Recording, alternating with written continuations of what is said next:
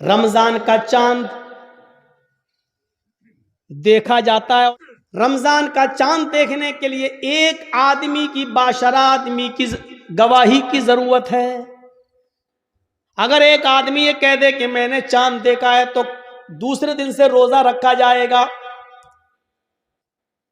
عید کے چاند کے لیے 2 آدمیوں کی گواہی ضروری ہے. عید کے چاند کے لیے اصول ہے. اب رمضان کے لیے ایک آدمی کی گواہی کافی ہے، لیکن عید کے چاند کے لیے 2 کی گواہی چاہیے. کیوں چاہیے؟ اللہ کے نبی سے پوچھو. ہر چیز کا جواب ہمارے پاس نہیں ہے، بس نبی نے کہہ دیا ہمیں ماننا پڑے گا. عید کی چاند کے لیے 2 آدمی کی گواہی چاہیے. لیکن جب رمضان میں ایک آدمی کی گواہی آپ مانیں گے یا عید کے چاند کے لیے 2 آدمی کی گواہی مانیں گے تو اس وقت بھی دیکھا جائے گا یہ ایک آدمی جو روزے کی گواہی دے رہا ہے یہ 5 وقت کا نمازی ہے یا نہیں ہے. اگر 5 وقت کا نمازی ہے، باشرع ہے، سماج میں اس کو جھوٹا نہیں کہا جاتا ہے، اس کی بات مانی جاتی ہے، دیندار ہے، نمازی ہے تو اس کی بات مانی جائے گی. نماز روزے کا پابند نہیں ہے، جمعہ تک کی نماز نہیں پڑھتا ہے اور ایسا آدمی گواہی دے رہا ہے تو اس کی گواہی بھی، چاہے وہ کتنا بھی سچ بول رہا ہو، اس کی گواہی بھی اس کی جیب میں گھسیڑ دی جائے گی. بھاگ نہیں تسلیم کی. روزے کا چاند ایک آدمی کی گواہی ہے، اور ایک آدمی اگر نہیں دیکھتا چاند لیکن ایک عورت چاند دیکھتی ہے تو ایک عورت کی گواہی نہیں مانی جائے گی. 2 عورتوں کی گواہی ایک مرد کے برابر ہے. لہذا عورتیں 2 ہونا چاہیے. آدمی ایک آدمی اگر کہہ دے باشرہ ہو کہ میں نے روزے کا چاند دیکھا ہے رمضان کا تو روزہ رکھا جائے گا. لیکن ایک عورت چاہے وہ کتنی بھی نیک ہو، دیندار ہو، نمازی و تہجد گزار ہو، لیکن ایک عورت اگر چاند کی گواہی دیتی ہے تو اس کی بات نہیں مانی جائے گی. 2 عورتیں ہونا چاہیے. ایسے ہی عید کا چاند 2 مردوں کی گواہی چاہیے، لیکن 2 مردوں نے نہیں دیکھا ہے، ایک مرد نے دیکھا ہے اور ایک عورت نے، تو نہیں مانی جائے گی. ایک مرد نے دیکھا ہے تو 2 عورتیں ہونی چاہیے، یا 4 عورتیں ہونی چاہیے، وہ بھی باشرع. اب ہم اپنے ذہن میں اس بات کو رکھیں کہ جب یہاں بے نمازیوں کی گواہی نہیں مانی جا رہی ہے، سوچئے تو اور معاملات کے اندر بے نمازی کی حیثیت کیا ہوگی. آئیے ایک اور چیز کی طرف ہم تمہیں لے کے چلتے ہیں. یا ایھا الذین آمنوا استعینوا بالصبر والصلاۃ. یہ بڑی پیاری چیز ہم آپ کو بتانے کے لیے چل رہے ہیں میرے بھائیوں. یا ایھا الذین آمنوا استعینوا بالصبر والصلاۃ. ایمانو والو تم صبر اور نماز کے ذریعے اللہ سے مدد مانگو. بڑی پیاری آیت ہے. چھوٹا سا بچہ ہے، ابھی وہ اپنی ماں کا دودھ پیتا ہے، 8-9 مہینے کا، 10 مہینے کا، 1 سال کا ہے، چلتا ہے پھرتا ہے، پوری طاقت نہیں ہے، ہلکے ہلکے پیروں سے چلتا بھی ہے، گرتا بھی ہے. کبھی کبھی اس کے سامنے انجان آدمی آ جائے تو ڈرتا بھی ہے. اس کے سامنے کوئی کیڑا مکوڑا ٹہلنے لگے تو وہ ڈرتا بھی ہے. آپ نے دیکھا ہوگا ماں نے اپنے بچے کو چھوڑا، چلنا سکھا رہی ہے، تھوڑا چلتا ہے گرتا ہے، تھوڑا چلتا ہے گرتا ہے. ماں تھوڑی دور ہٹ کے دیکھتی ہے، دیکھے کتنی دور جاتا ہے بچہ.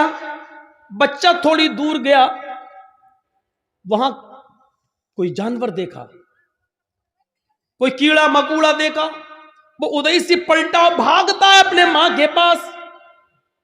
ماں جلدی سے اپنے دونوں باہیں پھیلا دیتی ہے، اور بچہ جب ڈرتا ہے تو وہ اپنی ماں کی گود میں آ جاتا ہے. جیسے بچہ اپنی ماں کی گود میں آتا ہے وہ اپنے آپ کو بالکل محفوظ کر لیتا ہے، سمجھ لیتا ہے. اب وہ سمجھتا ہے کہ میں سب سے بڑے خطرے سے ٹل چکا ہوں. اب سب سے بڑی مصیبت، بھائی بچے کے لیے تو وہی سب سے بڑی مصیبت ہے جس سے وہ ڈر رہا ہے. بچہ اپنی ماں کی گود میں آیا، اور جیسے وہ اپنے ماں کی گود میں آتا ہے وہ سمجھتا ہے کہ اب مجھے کوئی خطرہ نہیں ہے، کیونکہ میں ایک سرکشت گود میں آ گیا ہوں, ایک محفوظ گود میں کے اندر آ گیا ہوں. اب مجھے دنیا و مافیا کا کوئی خطرہ نہیں ہے. بچہ اپنی ماں کی گود میں آ جاتا ہے تو وہ دنیا کے بڑے سے بڑے خطرے سے اپنے آپ کو محفوظ سمجھ لیتا ہے. قرآن یہی فرما رہا ہے, لوگوں نماز یہ ماں کی گود ہے. تمہارے لیے بڑے سے بڑے خطرے جب تمہارے سامنے آئیں, بڑی سے بڑی مصیبتیں جب تمہارے سامنے آئیں, بڑے سے بڑے خوفناک مرحلے جب تمہارے سامنے آئیں, تو تم نماز کی آغوش میں آ جاؤ, نماز کی گود میں آ جاؤ. جب تم مسجد میں آ جاؤ گے, نماز کی آغوش میں آ جاؤ گے, تو تم اس خطرے سے محفوظ ہو گئے. نماز اپنے نمازی کو اپنی گود میں ایسے لے لیتی ہے جیسے ماں اپنی گود میں اپنے بچے کو لے لیتی ہے. جیسے بچہ ماں کی گود میں آ کر اپنے آپ کو محفوظ سمجھ لیتا ہے, ایسے ہی نمازی نماز کے اندر اپنے آپ کو محفوظ سمجھ لیتا ہے. ایک صحابی ہیں, جنگ ہو رہی ہے, نماز کا وقت ہو جاتا ہے. نماز کے وقت ہی میں ابو داؤد شریف کی روایت ہے, ایک تیر آتا ہے اور تیر آتے ہی ان کی پیٹھ میں لگتا ہے. اور سوچو تیر کسی کی پیٹھ میں لگ جائے اور نماز کے اندر لگ جائے. لگی, ہاتھ بندھے ہوئے ہیں, تیر پیچھے لگتا ہے, خون بہنے لگتا ہے اور ٹپکنے لگتا ہے. لیکن انہوں نے قرآن پڑھنا بند نہیں کیا, پوری نماز پڑھ لی. جب سلام پھیرا, السلام علیکم ورحمت اللہ, السلام علیکم ورحمت اللہ. لوگ ان کے پاس آئے, صاحب یہ کیا کیا تم نے؟ اتنا خطرناک تیر آدھے سے زیادہ تمہاری پیٹھ میں گھس گیا, خون سے پوری چٹائی بھیگ گئی, تمہارا کپڑے لہولہان ہو گئے اور تم نماز میں مصروف ہو. اس صحابی نے جواب دیا, جب میں نماز پڑھ رہا تھا, اللہ کی قسم میری پیٹھ میں کب تیر لگا مجھے پتا ہی نہیں چلا, اس لیے کہ میں سورہ کہف کی تلاوت کر رہا تھا, اور سورہ کہف کی تلاوت کرتے ہوئے مجھے اتنا مزہ آ رہا تھا, اتنا انجوائے مل رہا تھا. سورہ کہف کی تلاوت نے مجھے تیر کی تکلیف بھلا دیا, مجھے پتہ ہی نہیں چل رہا ہے کہ مجھے تیر لگا ہے. یہ تو تم ابھی بتلا رہے ہو کہ مجھے تیر لگا ہے, اب دیکھ رہا ہوں کہ یہ خون لے, مجھے تو احساس ہی نہیں ہوا. غور کیجئے کتنا بڑا خطرہ تھا تیر کا لگنا, اور ان کو پتہ ہی نہیں, کیونکہ وہ نماز کی گود میں تھے, نماز کی آغوش میں تھے. سوچو میرے پیارے ساتھیو, آج ہماری بھی نمازیں ہیں, ہم پڑھتے ہیں اور ایک چھوٹا سا مچھر کاٹ لے تو ہم جلدی سے گال مسلنے لگتے ہیں, مچھر مارنے لگتے ہیں, اس لیے کہ ہمیں قرآن کی تلاوت میں مزہ ہی نہیں آتا ہے. وہ کہہ رہے ہیں کہ ہم ایسے سورہ کہف پڑھ رہے تھے, سورہ کہف کی تلاوت میں مجھے اتنا مزہ آ رہا تھا, اتنا انجوائے آ رہا تھا کہ مجھے پتا ہی نہیں چلا کہ مجھے کب تیر لگا. یا ایھا الذین آمنوا استعینوا بالصبر والصلاۃ, ایمانو والو تم صبر اور نماز کے ذریعے اللہ سے مدد مانگو, صبر اور نماز کے ذریعے اللہ سے مدد مانگو. صبر اور نماز کے ذریعے صبر کرو اور نماز آغوش میں آ جاؤ نماز کے. اور جب تم مانگو تو اللہ جب نماز پڑھو گے تو اللہ تمہاری سب سنے گا. ہاں ایسا بھی ہو سکتا ہے کہ نماز کے بعد تم کچھ مانگ رہے ہو اور اللہ نہیں دے رہا ہے, یہ ہو سکتا ہے. تو اس میں گھبرانا نہیں چاہیے. نماز بھی پڑھ رہے ہو, دعا بھی مانگ رہے ہو, یا ربی یا ربی یا ربی, اللہ مجھے یہ دے, مجھے یہ دے, مجھے یہ دے, لیکن نہیں مل رہا ہے. اس کا یہ مطلب نہیں کہ آپ کی نمازیں قبول نہیں ہو رہی, اس کا یہ بھی مطلب نہیں کہ اللہ آپ سے ناراض ہے. کبھی ایسا مت سوچنا. نہیں دے رہا ہے تو وہ جانتا ہے کہ کیوں نہیں دے رہا ہے, اس کی مرضی ہے, اسی میں بھلائی ہو سکتی ہے. ہمارا ایک چھوٹا سا بچہ ہے, اس کو نیمونیا ہو گیا ہے. ایک مثال دے رہا ہوں, آپ کا ایک چھوٹا سا بچہ ہے, اس کو نیمونیا ہو گیا ہے, ناک بہ رہی ہے, بخار میں تڑپ رہا ہے, بار بار اس کو پیاس بھی لگ رہی ہے. ڈاکٹر نے دوا دی ہے, ٹھنڈی چیزوں سے منع کیا ہے. جب آپ اس بچے کو لے کر دوا لے کر آ رہے ہیں تو راستے میں برف بیچنے والا آئس کریم بیچنے والا آئس کریم بیچ رہا ہے, اور آپ کا بچہ آئس کریم کی ضد کر رہا ہے. پاپا مجھے آئس کریم چاہیے، پاپا مجھے آئس کریم چاہیے، ڈیڈ مجھے آئس کریم چاہیے، ابو مجھے آئس کریم چاہیے۔ مجھے ایمانداری کے ساتھ بتائیے، آپ کا بچہ بخار کی حالت میں، نیمونیا کی پوزیشن میں آئس کریم مانگ رہا ہے، کیا آپ اس کو آئس کریم دلائیں گے؟ کیا آپ اس کو آئس کریم کھلانا پسند کریں گے؟ نہیں، کیونکہ آپ جانتے ہیں کہ اس وقت اس کی اگر مراد میں نے پوری کر دی تو میرا بچہ اور زیادہ بیمار ہو جائے گا۔ آپ اس کے ہزار ضد کرنے کے باوجود آپ اس کو آئس کریم نہیں دیں گے، جبکہ آپ کو برا لگ رہا ہے کہ میرا بچہ بیچارہ مانگ رہا ہے۔ آپ نہیں چاہتے کہ اس کی تمنا پوری نہ ہو، آپ چاہتے ہیں کہ دلائیں، لیکن اس کی بیماری بتلا رہی ہے آئس کریم اس کے لیے نقصان دہ ہے۔ آپ باپ ہوتے ہوئے بھی اپنے بچے کو آئس کریم نہیں دلائیں گے، کیونکہ یہ آپ جانتے ہیں کہ میرے بچے کے لیے کیا اچھا ہے کیا برا ہے۔ آپ کہیے اللہ مجھے یہ دے، مجھے یہ دے، مجھے یہ دے، اور نہیں مل رہا ہے تو ناراض مت ہوئیے، کیونکہ آپ کا رب جانتا ہے آپ کو کیا دینا ہے اور کیا نہیں دینا ہے۔ وہ کیوں نہیں دے رہا ہے آپ کو، اس پہ اللہ تعالیٰ سے شکوہ مت کریے، شکایت مت کیجیے۔ ہو سکتا ہے اس کا نہ دینے میں ہی بھلائی ہو جو چیز آپ مانگ رہے ہوں۔ ایک بادشاہ اعلان کرتا ہے، آؤ میری رعایا، میری پبلک جو مجھ سے مانگے گی، منہ مانگے میں اس کو دوں گا۔ ساری کی ساری پبلک ایک میدان میں جمع ہو جاتی ہے، اور بادشاہ جو پبلک مانگتی جا رہی ہے بادشاہ دیتا جا رہا ہے۔ ایک بڑھیا ایک کھچر پہ بیٹھ کے آئی، کھچر گدھے کی طرح ہوتا ہے، کھچر پہ بیٹھ کے آئی۔ بادشاہ نے کہا بڑھیا تیرا بیٹا ہے؟ کہا نہیں۔ پتی ہے؟ کہا نہیں۔ کوئی نہیں ہے؟ کہا نہیں۔ آئے میرے وزیر، اس بڑھیا کو 100 دینار دے دو، 100 سونے کی اشرفیاں دے دو۔ بڑھیا کہنے لگی نہیں، آپ بے انصافی کر رہے ہیں، سب سے پوچھ رہے ہیں کہ بتاؤ کیا مانگتے ہو، اور جو مانگ رہا اس کو آپ دیتے جا رہے ہیں، اور مجھ سے کہہ رہے ہیں کہ 200 اشرفی دے دو سونے کی۔ نہیں، مجھے بھی منہ مانگے انعام چاہیے۔ بادشاہ نے کہا بتا تجھے کیا چاہیے؟ اس نے کہا جو کھچر میں لے کے آئی ہوں اس کے اوپر اتنا سونا لاد دو کہ یہ آسانی سے لے کر میرے گھر تک پہنچ جائیں۔ اس کھچر کے وزن کے برابر سونا۔ بادشاہ نے کہا دیکھو یہ تم غلط کر رہی ہو۔ کیا جواب دیا اس بڑھیا نے؟ آپ نے سب کی مرادیں پوری کی، میری بھی کرو۔ پبلک کہنے لگی ہاں بادشاہ سلامت، آپ کی بے انصافی، آپ غلط کر رہے ہیں، سب کو منہ مانگے دے رہے ہیں، تو اس بڑھیا نے بھی جو مانگا اس کو دو۔ بادشاہ نے کہا جاؤ سونا لے کر آؤ اور اس کے کھچر پر لاد دو۔ سونا لاد کر کھچر پر لے کر بڑھیا چلی گئی گھر۔ گاؤں کے لوگوں کو پتا چلا، او سنو بہت سا مال آیا، سونا ملا ہے بڈھی کو۔ گھر کمزور تھا، رات میں نقب لگایا، 2-3 چور اندر گھسے۔ بڑھیا میں طاقت ہی کتنے تھی، ایک نے پیر پکڑا، ایک نے گردن دبا دی، پکڑا ختم۔ 1 منٹ بھی نہیں لگا، بڑھیا گئی اور سارا سونا وہ لے کر بھاگ گئی۔ صبح ہنگامہ ہو گیا، بڑھیا ماری گئی، سونا چلا گیا۔ بادشاہ نے ساری رعایا کو پھر بلایا، کہا لوگوں کیا ہوا؟ کہا بڑھیا ماری گئی، سونا غائب۔ کہا دیکھو میں جانتا تھا، اسی لیے اس کو 100 اشرفیاں دے رہا تھا۔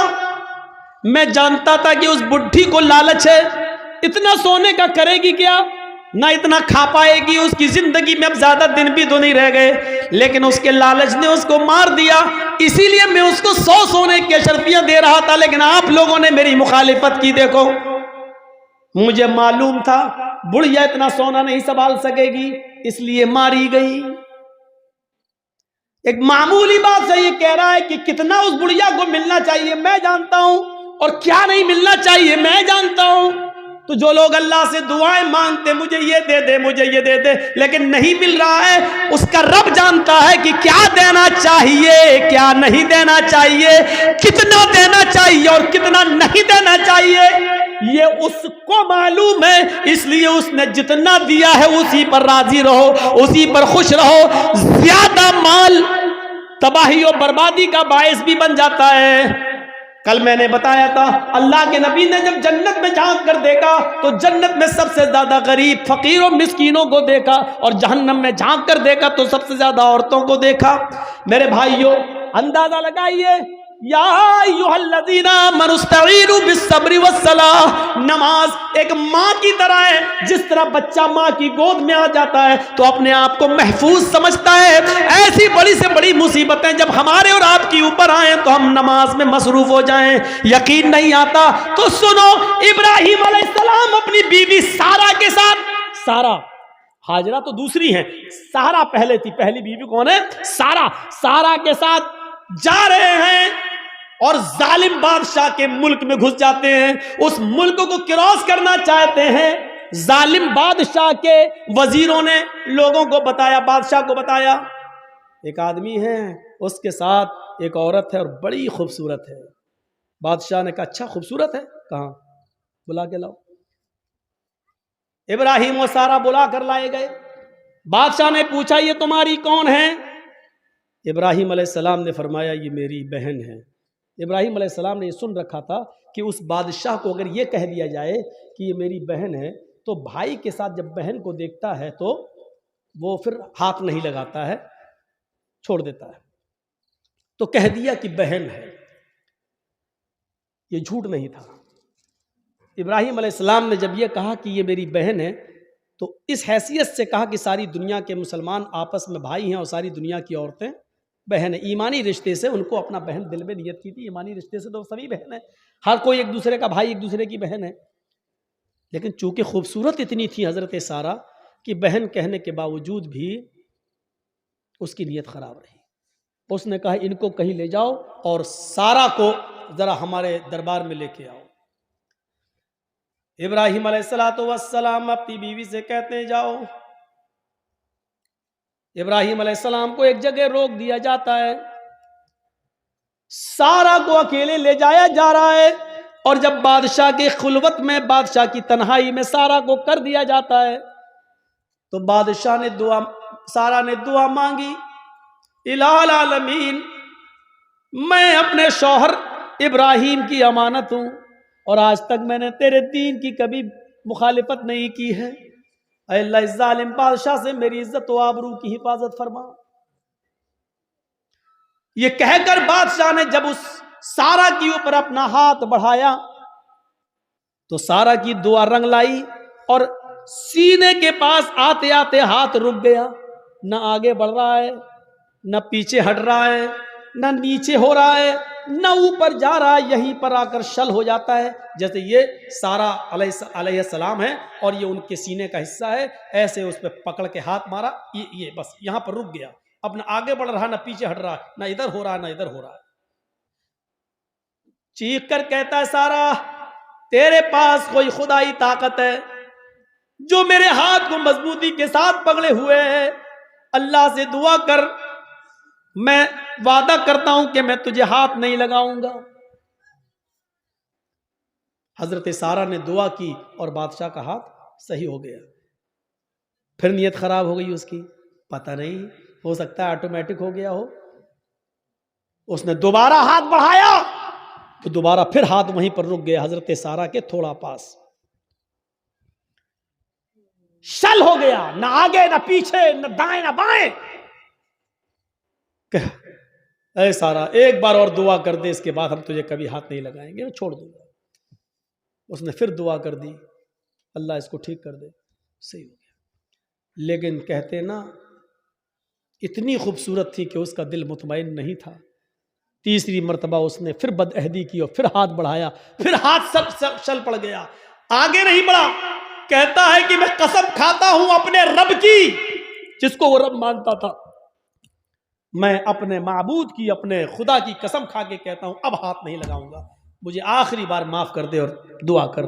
سارہ نے پھر دعا کی، اس نے چھوڑ دیا اور اپنی لونڈی جانتے ہو، خادمہ، خدمت کرنے والی، جو اس بادشاہ کی لونڈی تھی، خادمہ، خدمت کرنے والی ہاجرہ، اس نے وہ لونڈی سارہ کو دے دی کہ یہ تم لے جاؤ اور یہ تمہارے راستے میں کام آئے گی، اس کو میں تمہیں دے رہا ہوں بطور گفٹ۔ حضرت سارہ جب ہاجرہ کو لے کر آئیں تو پوچھا کہ میرے شوہر ابراہیم کہاں ہیں؟ بادشاہ کی پولیس، بادشاہ کی فوج جب حضرت سارہ کو ابراہیم علیہ السلام کے پاس لے کر گئے تو حضرت سارہ کیا دیکھتی ہے کہ ابراہیم علیہ السلام نماز میں مصروف ہیں، نماز پڑھ رہے ہیں۔ مسلم شریف کی حدیث ہے، وہ نماز میں مصروف ہیں، نماز پڑھ رہے ہیں، اور نمازی میں یہ دعا کر رہے ہیں کہ اللہ میری بیوی کی حفاظت فرما، اللہ میری بیوی کی حفاظت فرما، اللہ ظالم بادشاہ کے ظلم سے ہماری بیوی کو بچا لے۔ نماز میں مصروف ہیں۔ میرے بھائیوں، جب سارہ کے اوپر مصیبت آئی اور ظالم بادشاہ نے جب ان کو پکڑا اور اپنے آغوش میں لینا چاہا تو ان کے پتی ابراہیم علیہ السلام نماز کے اندر گر جاتے ہیں، نماز میں مصروف ہو جاتے ہیں، نماز پڑھنا شروع کر دیتے ہیں۔ غور کیجئے، جب کسی کے اوپر مصیبت آئے تو اس کو نماز کے اندر نماز پڑھنا چاہیے، اس کو نماز کے اندر اللہ رب العالمین سے دعا کرنی چاہیے۔